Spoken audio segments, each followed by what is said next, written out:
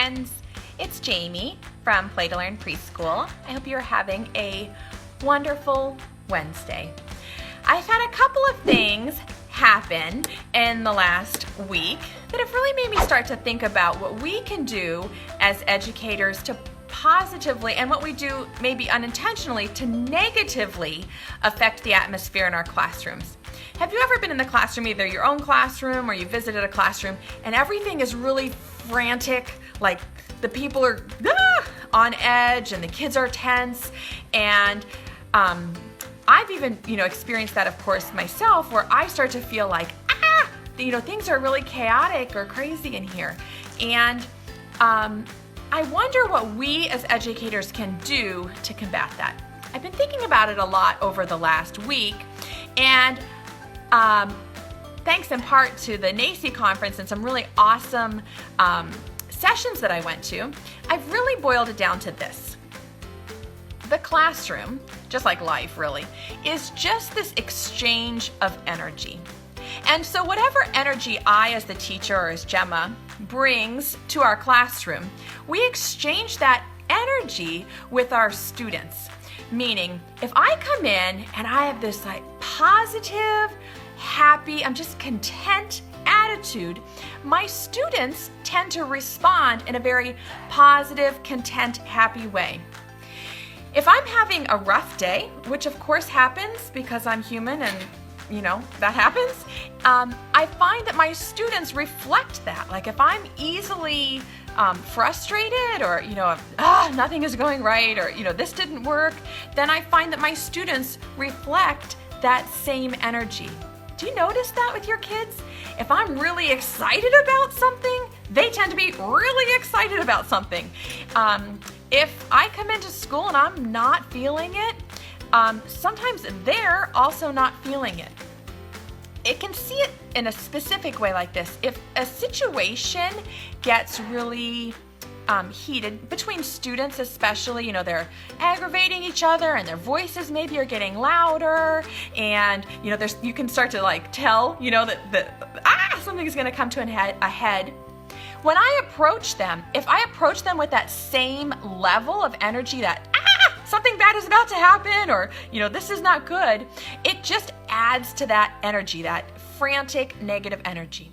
But when we approach them as teachers with a very calm demeanor, or with this content knowledge that it's going to be okay, that energy is shared with our students. So when we approach a perhaps tense situation with calm and reassurance and understanding and just this calm presence, it's passed on to our students. I find that the louder my students get in the classroom, the quieter I get. Or the more frantic they get, the more calm I try to get. And to really just share that mood and that atmosphere with them. And the cool thing that I noticed today is that it happens in reverse too. Like this morning, I'm gonna be honest, I had a rough morning. I was not feeling it this morning for a number of reasons. And my students, I hadn't seen them in a week. When they walked in the door, their eyes were like, hi, this big hug. One of them was like bear hugging me and just, I missed you. I'm so glad we have school today. And I'll tell you what, they were sharing that same energy with me. And it just really opened my eyes to the fact that this is happening every minute of every day. So the more conscientious we can be about it, noticing that when things get tense and we react with tension, it's just gonna snowball. But when things get tense in the classroom, or chaotic or excitable or frantic, and we react with the opposite, with calm, with soothing, with this reassurance that we're okay, that they tend to meet me there. Gemma and I noticed it especially. We were at the Los Angeles airport on Saturday evening. It was at LAX. It was chaos. Chaos, I'm telling you. We were trying to go through the security line, and it's snaked all around, and people are yelling at each other, move up or come over here. We got up to the security line where the you know, like where they check your ticket and put your bags through. And the TSA officers, which I have respect for you guys, it's a tough job, but they're yelling, take off your shoes, empty your bags, take out your laptop, make sure you don't have any liquids. They're screaming at us, just this wah, wah, wah, frantic. And my adrenaline was pulsing. My heart rate was up. I even noticed I was like, you know, like this, like, you know, emergency. My body was reacting in such a visceral way to just being yelled at and to having this tense atmosphere. And even afterwards, it took me, I honestly, like almost a half an hour, right? Has that ever happened to you where somebody's like shouting directions, or it gets, you know, really crazy and frantic? It took me, I could feel my body, like it took a while for it to really calm back down to like, I'm okay. We're just gonna get on a plane. It's safe. And I wonder if that same thing happens in our classroom. You know, and I know it gets crazy with a bunch of kids. I know. And I wonder if we're like, stop doing that. You know, come over here. We start to get to that frantic pace that even on a smaller scale, our students are feeling that. They're feeling it from us, right? That, frantic, stop, come, sit, do this. And their adrenaline starts to pulse, which then makes their behavior escalate, which makes us escalate, stop, sit, do this, which makes them escalate to this point where we say, I can't do this job anymore. And so my encouragement to you as a preschool teacher is to be very conscientious and cognizant of the energy that we bring into our classroom.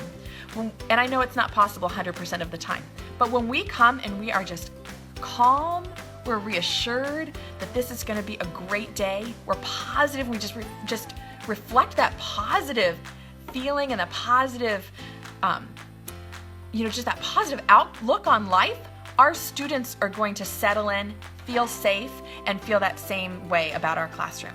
And when we start to feel panicky, chaotic, or frantic, and in our words, in our actions, our bodies are real, come over here, put out this fire, put out that fire, intervene over here and stop this fight, and help this kid who's crying, and it's real frantic. The students pick up on that same energy. And like I said, it just snowballs into this place.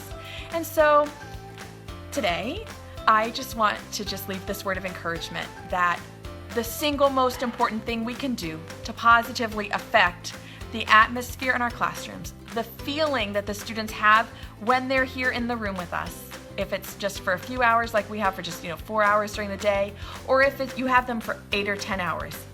The single most important thing we can do to positively affect our classroom environment is to have that positive energy, that calm demeanor, that knowledge that this is going to be a great day. And I'm going to take my own advice and try to go out into the world with that same advice over the next couple of days and the next couple of weeks. And I hope that you do the same.